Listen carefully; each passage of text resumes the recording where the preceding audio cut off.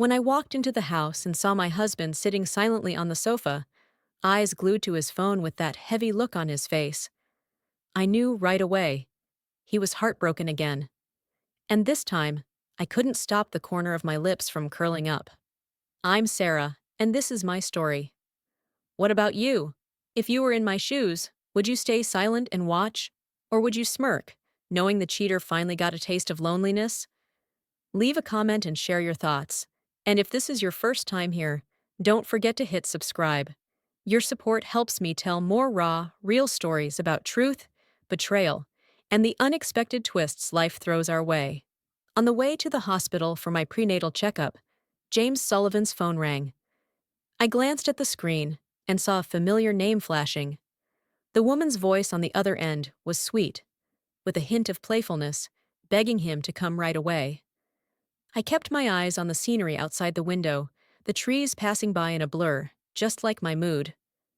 James turned to me, looking uneasy, his brows furrowed tightly. "I'm busy right now. Can it wait a bit?"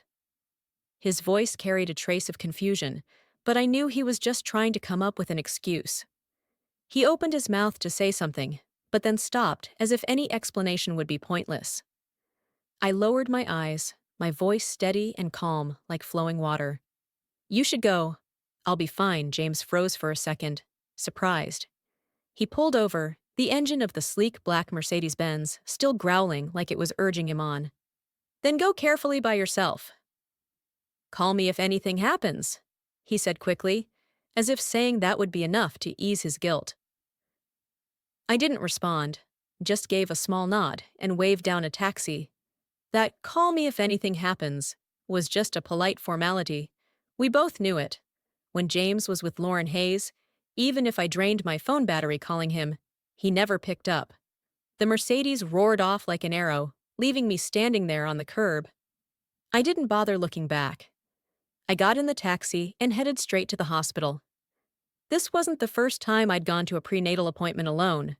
The roads, the clinic, the paperwork, it was all as familiar as breathing.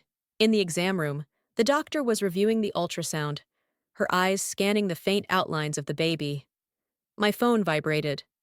The screen showed Lauren Hayes.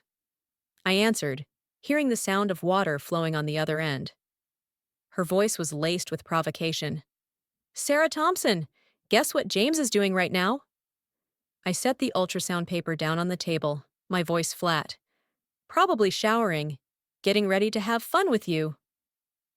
"What? Am I part of your little game too?" There was silence for a few seconds.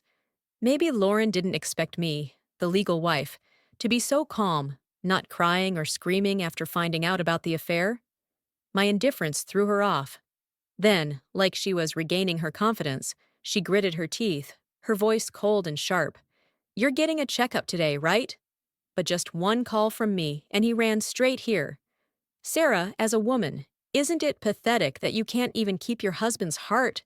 I let out a dry laugh, my finger tapping lightly on the glass table. "I don't need his heart, Lauren. Just his money is enough. And you, sure, you have his heart. But the money he spends on you? It's marital property. Lauren Hayes, you'd better be smart. If I ever sue you, you'll have to pay it all back." Silence. Just heavy, annoyed breathing on the other end. Finally, Lauren hung up, probably too furious to speak. The doctor, who had unintentionally overheard the entire conversation, put the ultrasound sheet down and gave a faint smile. "Pregnant women shouldn't get upset. Your emotional control is impressive." I waved it off, my voice gentle but tinged with sarcasm. "My husband's mistress is dying to provoke me into a miscarriage. Over time, you get used to it." The doctor hesitated, her eyes showing both curiosity and sympathy. "And yet, you're still having his child?" I shrugged, my lips curving into a smile. "He's rich, isn't he?" The doctor fell silent, probably unsure how to respond. But honestly, that answer was just a joke. Having this baby had nothing to do with money. When I first got pregnant, I hadn't even heard of Lauren Hayes.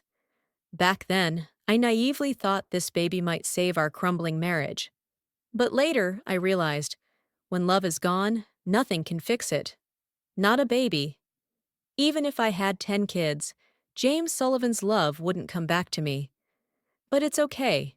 Luckily, I found happiness elsewhere now. The sound of the wooden door opening pulled me out of my thoughts. I turned around and saw a man, sweaty, breathing heavily like he had run the whole way. His white t-shirt was wrinkled, jeans plain, but his face stood out so much that the casualness became a kind of charm. His eyes sparkled, and a bright smile lit up his face. "I'm late," he said, his voice tinged with guilt but warm. I smiled, a wave of relief washing through my chest. "No, you're right on time. You came just when I needed you." I gently patted the wrinkled white t-shirt he was wearing, feeling the damp fabric soaked with sweat under my fingertips. "That $600 shirt you're wearing looks like it cost 60. What a waste," I teased. But warmth surged in my chest, seeing how rushed he'd come. Noah Carter held my hand, his grip warm and steady. "I was in such a hurry." "The moment you texted, I ran straight out the door." He looked down at his feet, eyes wide in surprise. "Oh, God, my socks are on backward." I couldn't help but smile. The doctor standing nearby froze, glancing back and forth between me and Noah, like he was trying to make sense of this unexpected situation. I felt a little embarrassed, my face flushed hot, and quickly explained, This is my boyfriend." The corners of the doctor's mouth twitched, like he wanted to laugh but held back, his eyes showing amusement mixed with surprise. Noah Carter quickly leaned in closer to the exam table, his voice full of concern. "Doctor, is there anything wrong with this checkup?" The doctor cleared his throat, reined in his curiosity, and returned to his professional tone. "Her body's been slightly anemic, so she'll need to pay closer attention in the later stages." He began explaining in detail, his voice steady and clear. Noah listened intently, phone in hand with the notes app open, fingers flying as he typed everything down. Whenever something didn't make sense, he'd pause, frown, and ask the doctor to repeat it slowly. His eyes were laser-focused, like this was the most important thing in the world. By the end of the session, the doctor's expression had turned somewhat complex, his gaze at Noah filled with admiration and surprise. "Your boyfriend really takes care of you." I nodded, my voice warm. "Yes, much better than my husband ever did." On the drive home, Noah Carter drove slowly, his right hand occasionally leaving the wheel to lightly touch mine. He couldn't hold it in, his voice laced with frustration and worry. "When will you finally divorce him?" I turned to look at him, catching sight of Noah's ears slightly red under the flickering streetlights. That was when I noticed how long and curled his eyelashes were, and how his bright, lively eyes made it hard for me to look away. I don't know why, but I suddenly thought of a child eagerly waiting for a Christmas gift, eyes full of hope and innocent joy. I gave a vague answer, my voice soft but with a hint of promise. "Just wait. It'll be soon." The story between me and Noah Carter felt like a dramatic chapter straight out of a novel, one he'd written himself. That day, during a long flight, I happened to read a detective novel that blew me away and ended up diving into all the author's other works. The more I read, the more I was hooked by the sharp writing and unpredictable twists. Each line pulled me into a world of mystery. When the author, who went by the pen name Wanderer, had a new book signing in the city, I went to Barnes & Noble to check it out. I assumed he'd be some middle-aged man. His style was so mature and profound. But when I walked in, I saw a young guy in his early 20s, shockingly handsome. That face alone could have made him a celebrity. Bright smile, intelligent eyes. That man was Noah Carter. I casually asked, curious. In Shadow of Truth, the killer didn't actually do it for his mother, did he? Noah immediately looked up, eyes lighting up with excitement. "You figured that out?" He dove straight into an animated discussion about the plot, his voice quick, passionate, like he'd found a kindred spirit after years of searching. We talked so much we lost track of time. Until his assistant coughed from behind and gently reminded, "Mr. Carter, there are still many people waiting." Only then did Noah reluctantly hand the book to me. He winked, a playful smile glinting in his clear eyes. When I opened the book later, besides his flowing signature, there was also a handwritten number, his phone number. After that, everything unfolded naturally. At first, we just discussed storylines, exchanging thoughts through messages. Then we started realizing how much we clicked, from our love of books to our outlook on life. The day he confessed, his voice trembled slightly, full of sincerity. I hesitated for a moment, but told him the truth. At that point, James Sullivan and I were already falling apart. He had Lauren Hayes by his side, and the two of them were basically strangers to me. It's just that I still carried his child. Noah Carter was silent for a long time, his voice dropping low. I need time to think. 3 days later, just when I thought he'd given up, he called, his tone steady. I don't want to be a side guy. But these past 3 days, I've realized I can't get you out of my head. So now, James Sullivan had Lauren Hayes, and me, I had Noah Carter. When I got home, I saw James sitting on the sofa, looking gloomy. The man looked like he'd just had his heart broken. I understood immediately. It must have been another fight with Lauren. The usual cycle: break up, block each other, cry it out. She's used that trick about 800 times already. Lauren was James's first love. They'd known each other since they were 17, stuck to each other for 5 years. Back then, James wanted to marry her. He'd even bought the engagement ring. But for some reason, probably under the influence of his mother, she never liked Lauren. They broke up, and she started suggesting me to James instead. I was one of the students his mother had supported. From the time I was 10 until I turned 18, she consistently helped me, not just with tuition, but also living expenses. After I got into university, she still worried about every little thing. I was an orphan, had nowhere to go during Christmas, so she always invited me over for dinner. In my first year, I got a scholarship and started working, building my own path, no longer needing her financial help. But we stayed in touch. Every Christmas, I still bought gifts and came to visit. From the small convenience store I took a loan to buy out, to eventually owning a third of the commercial real estate around the university area. It took me 2 years. I made over $2 million. Maybe that was when James's mother started to see my business potential. His dad had passed away early in an accident, and his mother's health was weak. She was in and out of the hospital constantly. James himself had no business sense, and his mother constantly worried about the Sullivan family's future. Lauren studied art, and his mom believed she wouldn't be of any help to the family. So she sat me down for a long talk, hinting that I should date James, help him run the family business. I stayed silent for a long time, but eventually I nodded and agreed to try going out with James. I thought marrying James would be a way to build a stable future. I was 20 back then, ambitious and naive. Now I'm 29, and I know I was wrong. I pushed the door open and stepped inside. The warm yellow light from the living room cast a soft glow over James's figure, sitting alone on the sofa. He wore a black dress shirt with the sleeves rolled up, exposing his muscular arms, and his custom-made Italian leather shoes gleamed without a speck of dust. His face was gloomy, his eyes bloodshot. James looked up, and his sharp gaze cut straight through me. He frowned, his voice full of accusation. What did you do to upset her this time? I froze, then immediately understood. He came home to confront me about the phone call with Lauren this morning. I let out a cold laugh, crossing my arms and staring him straight in the eye. James, what is wrong with you?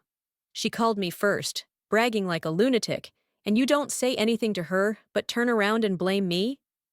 His expression faltered. His eyes darted away, and his voice dropped like he was trying to keep it together. You know how she is. She's been spoiled since she was little. She's a bit emotional. So what's the harm in just letting her have her way a bit? I stood there, looking at him, feeling like an ice block was slowly sliding through my chest. Sorry, I said flatly. I grew up an orphan. No one ever taught me how to cater to spoiled rich girls. If you enjoy doing that, go ahead. I'm not interested. James's face darkened. His lips pressed tightly together, like he was swallowing something he didn't dare say out loud. You didn't have to be so harsh. I didn't bother arguing anymore. Every word would only pour fuel on the fire, and I didn't want the baby inside me to suffer because of my anger. I turned and walked away, slamming the bedroom door behind me. The sound of wood crashing against wood rang out like a declaration of the end. Lying on the bed, I looked down at my belly, already visibly rounded. My hand unconsciously rested on it, feeling the tiny thumps inside. The truth is, ever since I found out about Lauren's existence, I didn't want to keep this baby. But then the image of James's mother came to mind. The frail woman lying in her hospital bed, eyes red. She held my hand, her voice trembling, saying this child was the Sullivan family's last hope. Without her help, I'd probably still be stuck in that poor town.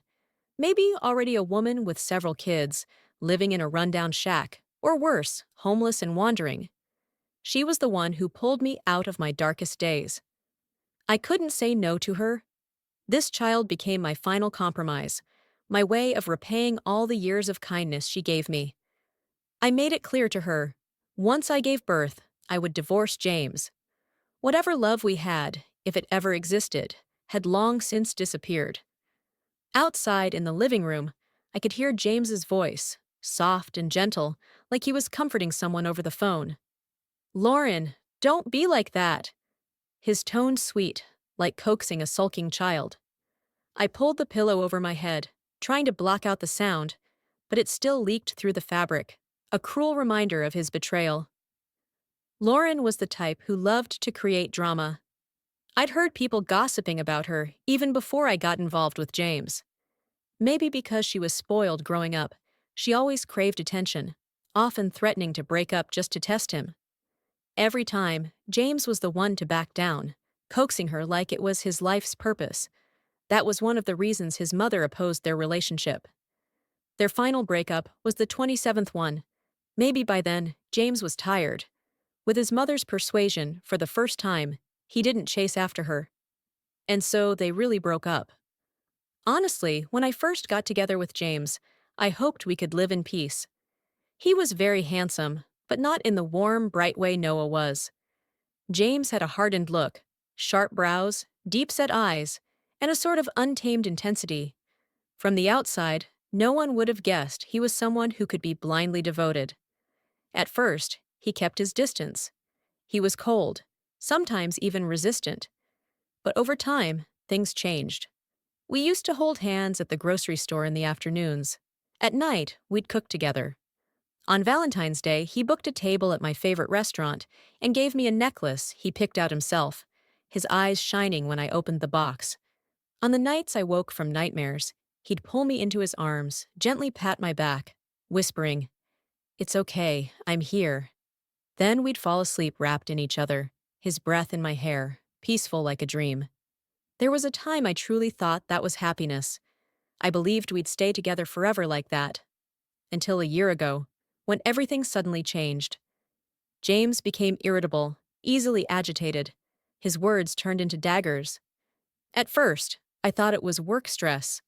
When I found out I was pregnant, I was even happy, thinking the baby would bring us closer. But then I discovered the truth. It wasn't stress. It was Lauren. She had come back. That's when I realized, from beginning to end, James had never really let her go. The creak of the bedroom door snapped me out of my thoughts. James pushed the door open, his tall frame filling the doorway, but his face was still clouded. He stood there, hands on his hips, looking at me lying on the bed, his voice low but heavy with pressure. "She's really upset this time. Can you just try to apologize?" In that moment, a wave of rage surged in my chest, burning so hot it felt like it could incinerate every ounce of patience I had left. I looked at him, eyes ice cold, my hand instinctively gripping the bedsheet. I genuinely wanted to grab the bedside lamp and smash it against his head to see what the hell he had going on in there. But then, the doctor's words from this morning echoed in my mind. Pregnant women should not get angry. I took a deep breath, jaw clenched so tight it hurt, trying my best to suppress the storm that was building inside me. Get out, I spat, every word sharp and unforgiving. James frowned. He took a step toward me, his voice turning colder. Sarah, that's too much. I shot up from the bed, my bare feet hitting the cold wooden floor, but the fire in me was hotter than anything. I've had enough, James, I almost shouted, pointing straight at him, my finger trembling from the emotion. When the company's in trouble, you come to me. When Lauren throws a tantrum, you come to me too. A man who lives this pathetically. Seriously, it's shameful. If you don't even know what you're doing, then don't drag me down with you. Something dark flashed across James's eyes, like my words had struck a deep, raw nerve. The veins on his arms popped, his fists clenched so tight, his knuckles turned white. For a second, I thought he might lunge at me, scream, maybe even raise a hand. But he didn't. He just stood there, frozen, his eyes like ice. A long moment passed before he finally spoke, his voice low and threatening. Sarah, don't regret this. Then he turned around and slammed the door shut with force. The sound of his leather shoes echoed down the hallway, fading away, leaving the room buried in a heavy silence. I sat back down on the bed, my arms wrapped around my belly, feeling the tiny heartbeat inside like a reminder that I needed to stay calm. But inside, I couldn't stop replaying what had just happened. This wasn't the first time James had asked me to apologize to Lauren. Every time she threw a fit, every time she called to provoke me, and I responded, he turned on me, like I was the one ruining their happiness. Lauren, she had nothing left but James. In the years she was abroad, her family collapsed after her father was jailed for illegal fundraising. From a spoiled little princess, she was now left with only James, the man who was married to me. So she clung to him, became his mistress, and occasionally called to provoke me, trying to push me into filing for divorce. But I didn't play along. Every time she called, I shot back directly, made her furious.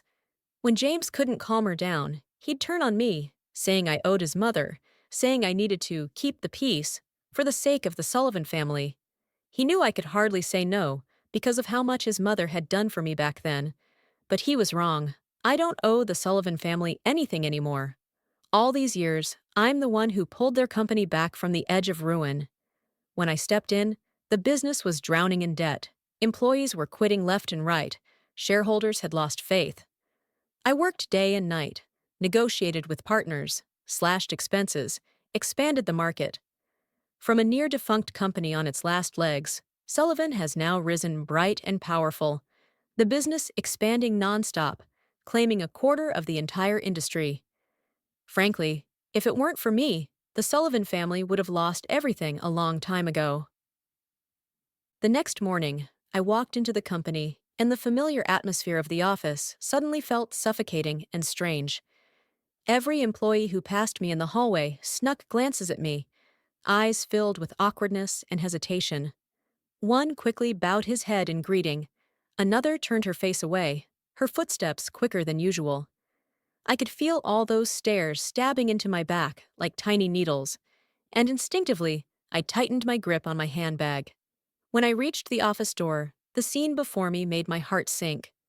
My belongings, books, documents, family photos, were thrown carelessly all over the floor, scattered like trash. My favorite mug, the white porcelain one with cherry blossoms James's mother gave me last year, was shattered into tiny pieces. I stood there frozen, blood rushing to my face, my voice turning cold like ice. What is this? The door opened, and someone I never expected stepped out. Lauren Hayes. She stood there in a tight red dress, curled hair draped over her shoulders, glancing nonchalantly at the mess on the floor before letting out a sneering smile, the corner of her lips lifting with mockery.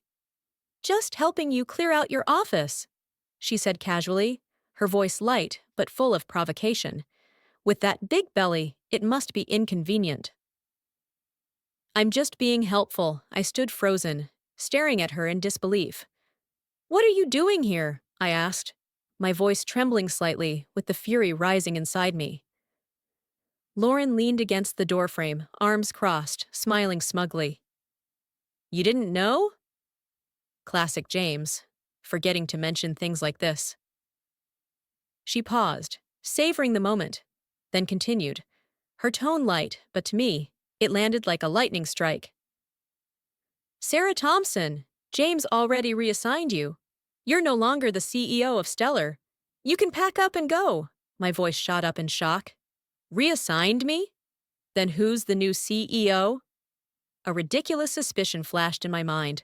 So absurd I didn't dare believe it, yet it clung to me like a nightmare. Lauren clearly enjoyed the look on my face. Her eyes sparkled with triumph as she walked over and flipped the nameplate on the desk. I only mentioned it in passing, and he immediately moved you. She smirked, stepping closer, her voice low and laced with venom. Sarah, did you really think you could hold on to his money? Let me tell you, don't expect to keep a damn thing. It was laughable. I turned to look at the people around us, employees and colleagues I'd worked with for years, all with discomfort written on their faces, eyes avoiding mine, lips pressed tight. But not one of them spoke up. The silence was stifling. Just then, James appeared, tall in his usual black suit, his face indifferent to the point of cruelty.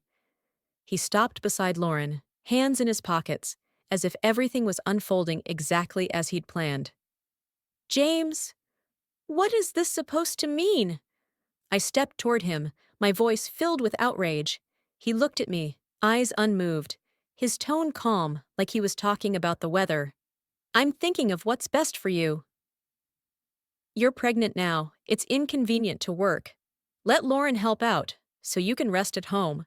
I stared at him in disbelief, my mouth falling open. Her! You're replacing me with her? She studied art. Are you trying to bankrupt Stellar? The Southern Suburbs development project with the city is still waiting on me. If you remove me, what's going to happen to that deal? James crossed his arms, his tone full of contempt, his eyes scanning me up and down like evaluating a defective product. Sarah, you really think too highly of yourself. You think without you the company can't run? Before you came, Stellar was doing just fine, wasn't it? That's when it hit me. So this was revenge for not apologizing to Lauren yesterday. Or maybe they'd been planning this for a while, waiting for the right moment to kick me out. James, I said, trying to stay calm though my voice trembled. Doing this will ruin Stellar.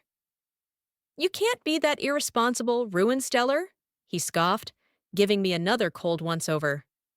I think you just can't let go of power.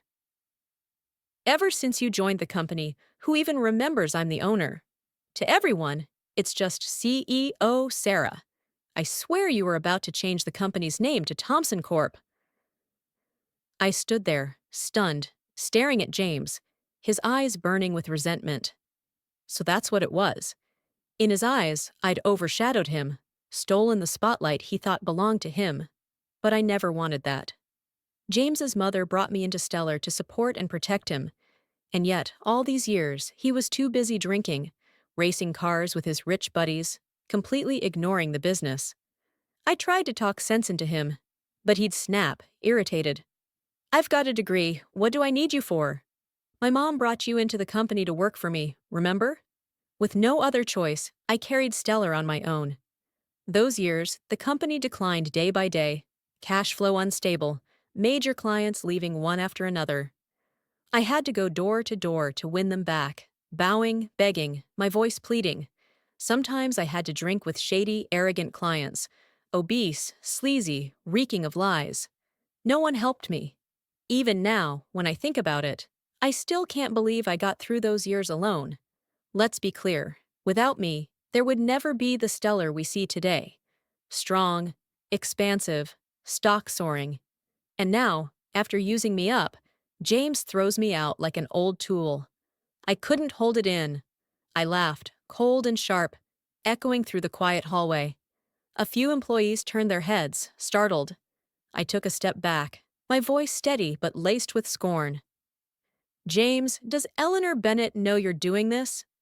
His expression shifted slightly, a flicker of panic crossing his eyes. But it vanished quickly, replaced by anger. He shouted, his voice ringing out. This is the Sullivan estate. This is my company. I don't have to report to anyone. Lauren stood smugly beside him, half smiling with mockery, her eyes gleaming with victory. Sarah, who do you think you are? She stepped forward, voice dripping with contempt. You're just a cheap little worker. Pack your crap and get lost. I stared at the man in front of me, the one who used to be my husband, the one who used to hold me through endless nights, and for a long moment, I stood frozen, feeling like my heart had been ripped apart. Then suddenly, I laughed, a bitter, cutting laugh. All right, James.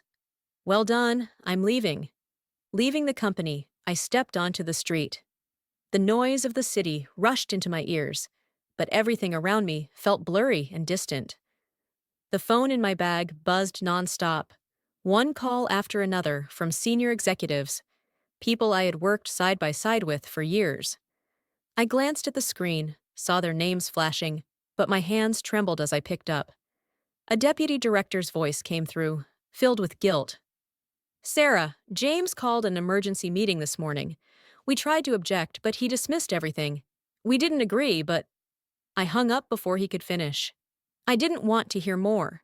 I wandered aimlessly down the sidewalk, feet heavy, mind blank. A short while later, a sharp pain suddenly stabbed through my belly, so intense it felt like a knife. I had to stop, clutching my abdomen, cold sweat breaking out across my skin. I could feel something was wrong, a vague, growing fear. I looked down and saw a bright red stain spreading across my dress. When I was wheeled into the operating room, the doctor shook his head, voice grave. We may not be able to save the baby. I lay there, body numb from the medication, but my heart felt like it was being ripped apart. I tried to call James, not because I expected anything from him, but because this baby, he had a right to know. The phone rang for a while before he picked up. I tried to keep my voice steady, but it still trembled. James, I'm at the hospital. The doctor said, we might lose the baby. There was silence for a few seconds on the other end. Then he let out a dry laugh, his voice dripping with sarcasm. Sarah, since when did you start playing the cry, scream, threaten to die game? You think using the baby to guilt trip me is going to get you back in? I quietly ended the call, slowly placing my hand over my stomach, feeling the emptiness spreading inside. Truth is, ever since Lauren came back, I had stopped expecting anything from this baby. Sometimes I even saw it as a humiliation, a constant reminder that from beginning to end, my husband only loved someone else. But day by day, as I felt it grow inside me, that miraculous connection of blood and flesh made it impossible to let go. I had once thought, if James didn't want it, I'd take the baby and go. This child had stayed with me all this time, it was mine. I closed my eyes, a single hot tear rolling down my cheek. When I opened them, the first face I saw was Noah Carter's, worried and exhausted. He carefully walked beside the doctor as I was wheeled into the recovery room, gently holding my hand like he was afraid I'd disappear. I didn't even need to be hospitalized for long, but he insisted, convincing the doctor to keep me one more day for monitoring. The next morning, when I was discharged, Noah was firm about taking me to his home, his voice full of concern. That man, his brow furrowed, and a flash of anger crossed his face at the mention of James. He won't take care of you. I want to be with you, I thought for a moment, looked into his sincere eyes, and nodded. The truth is, I rarely show weakness. Life had always been harder for me than most, and I'd gritted my teeth and kept going. But somehow, I could endure everything when I was alone. It's only when someone truly loves me that I soften. I really didn't want to go back to that empty house by myself again. When we arrived at Noah's place, I thought his idea of taking care was just a comforting phrase. He came from a wealthy family, even better off than James's, but he chose to write novels instead of joining the business world. And he was wildly successful. 3 of his books had been adapted into films, all grossing over $200 million, with best-selling rights and a name known across the industry. Someone like that? How could he possibly be good at taking care of anyone? But I was wrong. Every meal, Noah personally cooked.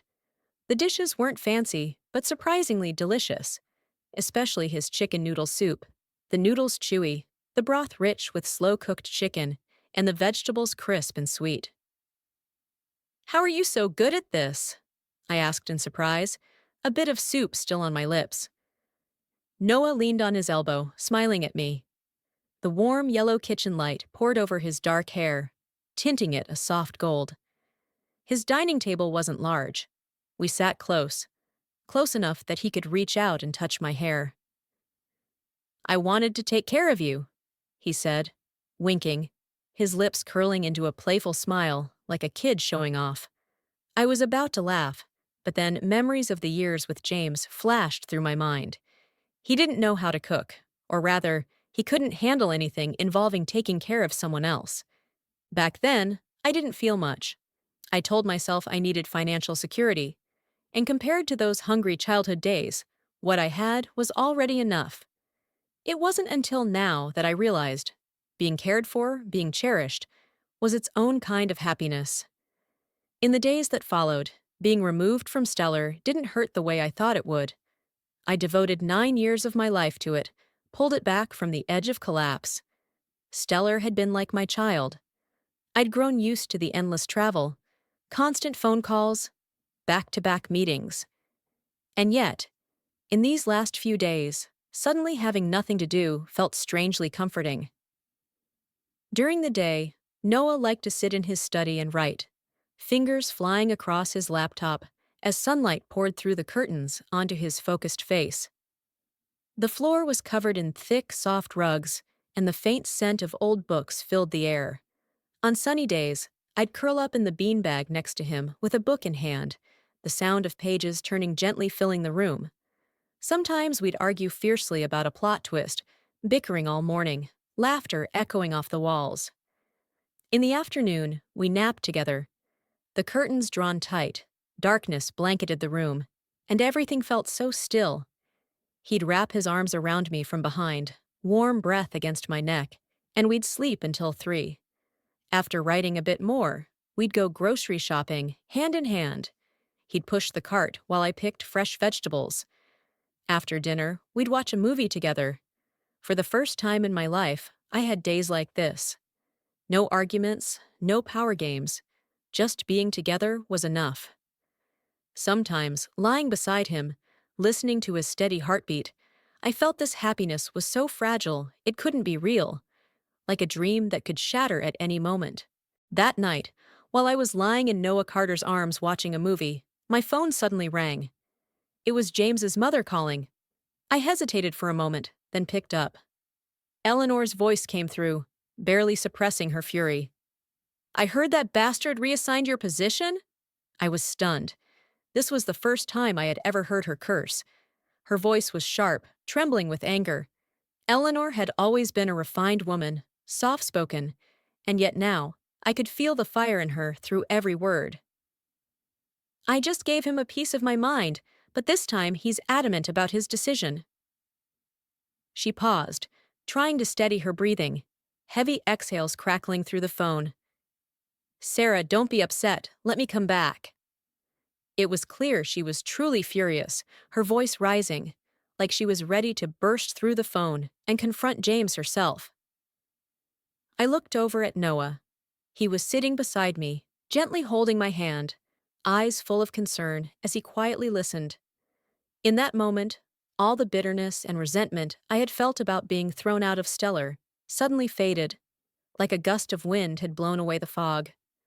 I took a breath, my voice calm but resolute. "No need, Mom. I haven't even told you yet. On the same day I was reassigned, I also lost the baby. I'm going to divorce James." The line went silent, the pause so long it became suffocating. I could almost hear her heartbeat through the phone. Heavy, aching.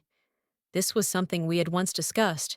She had supported me for 9 years, and I had helped James carry Stellar for 9 years. The baby had been the last remaining tie, the promise I made to her, and now even that was gone. It was time for me to leave. We both knew I wasn't coming back. After a long while, her voice broke. trying to force a smile, but unable to hide the trembling. Don't worry, everything that's rightfully yours. I won't let you lose a single cent. From now on, she choked up, a small sob slipping through the line. From now on, just live a good life.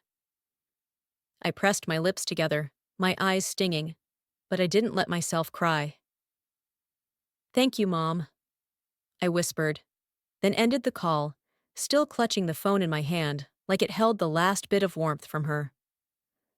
Noah pulled me into his arms, his hand gently stroking my hair, saying nothing, just holding me tightly, as if trying to shield me from the entire world. A few minutes later, the phone vibrated again. This time, it was James. His voice burst out, furious. Sarah, you lost the baby and didn't tell me? I let out a cold laugh, my voice sharp as a blade. James, if there's something wrong with your brain, go get it checked. I didn't tell you? You really forgot what you said with your own mouth? He was speechless for a moment, his voice shrinking, as if scrambling for an excuse. You thought I was using the baby to threaten you? Thought I was clinging to my position at the company? I cut him off, each word stabbing into him like a knife. James, go ahead and hold on to your precious title. I'll be watching to see how Stellar collapses. You'll regret destroying everything your father left behind. With that, I hung up decisively and tossed the phone onto the sofa. The soft thud echoed in the quiet room. I wasn't always like this. I used to be gentle, used to indulge James without conditions. But he pushed me, step by step, cornering me, until I had no choice but to become the cold, unyielding woman I am now. A week later, I pushed open the door to the house that used to be my home. A week at Noah's had helped me regain my composure. But the moment I stepped in here, all the old memories came rushing back like sharp fragments. James was sitting on the sofa, wearing a wrinkled gray dress shirt, his once polished Italian leather shoes now scuffed with dust. He looked up at me, eyes bloodshot, voice low and filled with remorse. That day, I'm sorry. I didn't expect. I said nothing, just stood there, gripping the strap of my handbag tightly, my eyes passing over him like looking at a stranger. The truth is, I felt there was nothing left to say between us. No matter how sincere his apology might be, it couldn't erase the wounds he left behind. I walked to the table, pulled a folder from my bag, and placed the divorce agreement in front of him. James froze, eyes wide, as if he couldn't believe what he was seeing. He suddenly looked up, voice rising in shock. Sarah, you want to divorce me? Yes. I glanced at my phone to check the time, as if I were doing something completely routine. He flipped through the agreement in a hurry, fingers trembling as he skimmed each page, his face growing darker with every second, like he'd just been doused in cold water. Is it because of your lover? He growled, eyes flashing with a mix of anger and pain. I laughed, a short, mocking laugh. Too tired to argue, I simply nodded. Yes. James suddenly shot up from the sofa, his steps unsteady, his face pale. Did you forget that you're already married? He shouted, pointing at me, the veins in his neck bulging. Does he even know you have a husband? I stared him straight in the eye, the smile on my lips turning sharper. Of course he knows. And you're married too, aren't you? Lauren never cared that you had a wife. He choked on his words, his face growing uglier, lips pressed tightly, as if he were trying to swallow something bitter. I tilted my head, voice calm but laced with sarcasm. What's wrong? You don't want a divorce now? What's Lauren supposed to do then? James glanced at me, eyes full of frustration, his voice dropping to almost a whisper. We're not even at that point yet. Suddenly, he stepped forward, gripping my shoulders tightly, so hard it made me flinch from the pain. Sarah, where will you go if you leave the Sullivan family? What else can you do?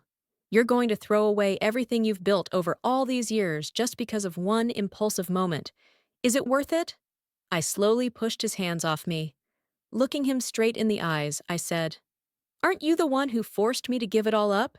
You kicked me out of Stellar, made me lose our child. James, wasn't everything I lost taken by you? So what are you pretending for now? He was stunned into silence, standing frozen like a statue, his eyes flickering with panic.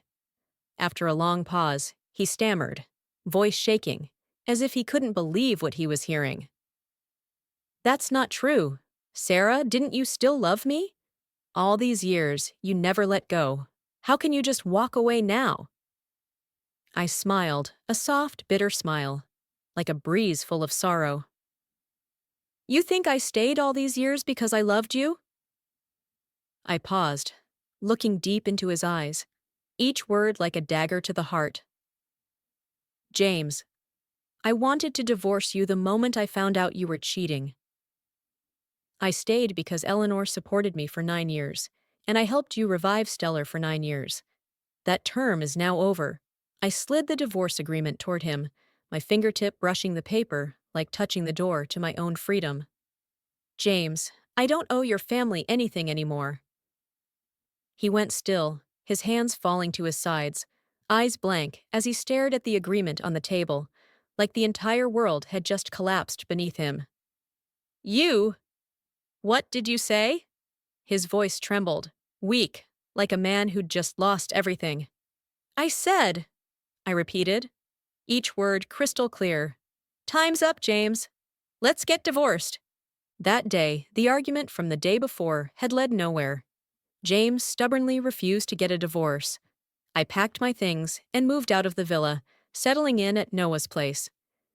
Even though I had left Stellar, old friends from the company still kept in touch often, their voices filled with frustration over the phone. Sarah, that new director, didn't she only get the position because of Chairman James? We sent her the financial report, and she didn't understand a thing. It's unbearable. I pressed my lips together, set down my cup of tea, my eyes drifting toward the window, where sunlight filtered through the trees. Before I could respond, she went on, her voice rising with irritation. She only shows up briefly each day, and when we need her to sign documents, she's nowhere to be found. The last project had already been approved, and she made us redo it from scratch. There's no time left. I looked down, my fingers unconsciously tapping the table. Lauren had studied art. Management, to her, was like a book written in a foreign language. And James? He wasn't much better. A man used to relying on others, never lifting a finger when it came to serious work. With Stellar in their hands, I knew it wouldn't last long. Sure enough, less than 2 months later, while Noah and I were preparing divorce paperwork for court, my phone rang again. This time it was my former assistant. His voice so panicked it bordered on frantic. Sarah, something huge has happened at Stellar. He nearly shouted into the phone, breathless. Lauren ignored everyone's objections and bought a bundle of bad assets. We all disagreed, so she went to James, and he approved it right away. I listened, my heart tightening, though I wasn't surprised. His voice brimmed with disdain and fury. She didn't even read it carefully, only found out later that all the land was already mortgaged. Now the whole thing can't move forward, and the funding chain's already broken. Sarah, what do we do now? I let out a bitter laugh, my eyes meeting Noah's across the table. He had stopped typing and was looking at me with concern. I'm not a magician who can fix everything, I replied, my tone calm but tinged with pain. They'll just have to deal with it. Stellar now was completely chaotic, like a ship that had lost its course. From what my former colleagues told me, Lauren and James were now turning on each other. Back when I was still there, I handled everything, from negotiating with partners and balancing finances to resolving problems big and small. James got to enjoy the perks, while Lauren simply played the role of the hidden mistress. But now, having to carry the load themselves, they finally saw how hard it really was. And then, just like a predictable act, the familiar scene unfolded.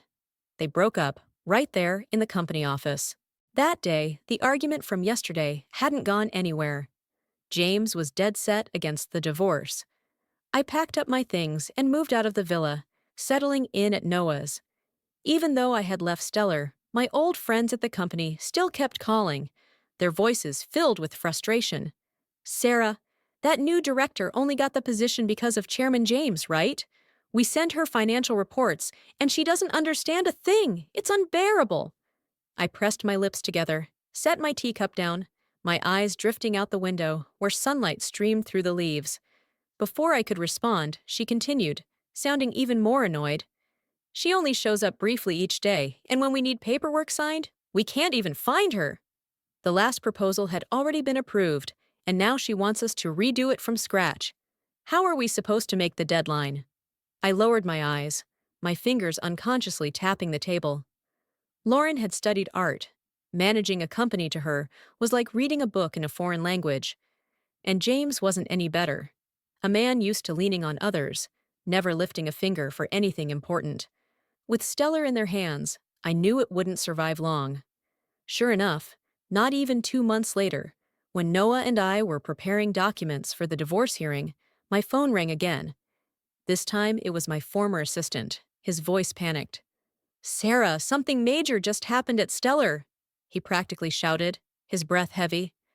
Lauren pushed through the purchase of a bunch of toxic assets, even though everyone objected. We all said no, but she went straight to James, and he approved it. I listened, my chest tightening, but I wasn't surprised. His voice was filled with both disgust and anger. She didn't even read the details carefully and only realized later that all the land was already mortgaged. Now they can't move forward, and the capital chain is completely broken. Sarah, what do we do? I let out a bitter laugh, glancing over at Noah. He was sitting across from me, his fingers frozen over the keyboard, eyes full of concern. I'm not a witch who can save everything, I said calmly, but there was a trace of bitterness in my voice. They'll just have to deal with it. Stellar was now completely in disarray, like a ship that had lost its direction. From what I heard from former colleagues, Lauren and James were now turning on each other. Back when I was still there, I handled everything. Negotiating with partners, balancing finances, solving problems big and small. James just enjoyed the benefits, and Lauren stayed in the shadows, playing the role of the sweet little mistress. But now that they had to shoulder the responsibility themselves, they finally saw how hard it really was. And just like that, the familiar drama played out again. They broke up, right there in the company office. Stellar eventually collapsed completely, acquired by a large regional corporation. I heard the news through a call from my former assistant, his voice full of bitterness, like he was talking about the death of a close friend.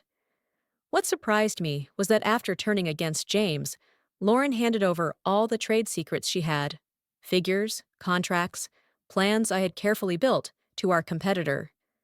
That act was the final blow, shattering Stellar's last chance of revival.